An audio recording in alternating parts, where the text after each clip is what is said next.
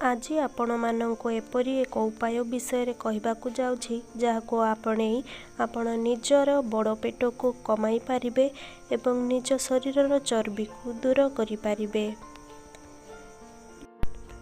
आजिकाली साधारणतः मोटापण पाई बहुत चिंतित अछंती। सेमाने निज मोटापण पाई सबुबेले चिंता करिथांती किपरि निज पेट को कमाई पारिबे एवं चर्बी को दूर करि पारिबे।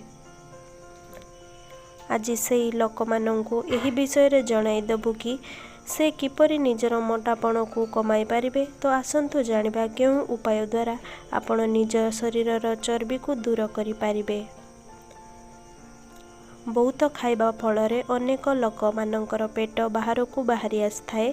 आज आपण को एही उपाय कहबाकू जाउछि। से उपाय द्वारा आपणक पेट जेते भी बड़ मध्य होथाउ ना काहेकि आपणक पेटर चर्बी कमी जिवो।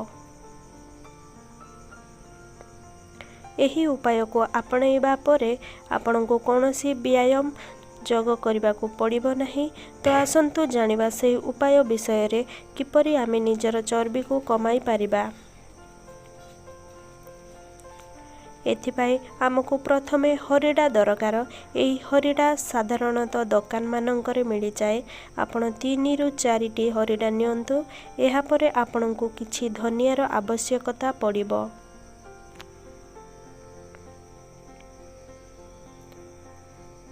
एही धनिया साधारणतः समस्तक घरे रही थाए। आपण एक पात्र रे 2 चामच धनिया नियंतु। एहा परे आपणको किछि जीरा दरकार हेबो।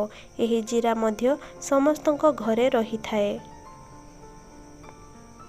एहा परे आपणको सेही पात्र रे 1 चामच जीरा नेबाकू हबो।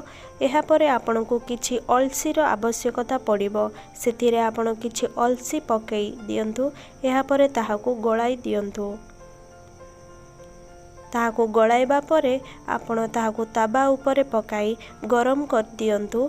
एहा परे ताहाकू 1 चामच साहाय्य रे भल भाबरे गळाई मिसाई दियंतु।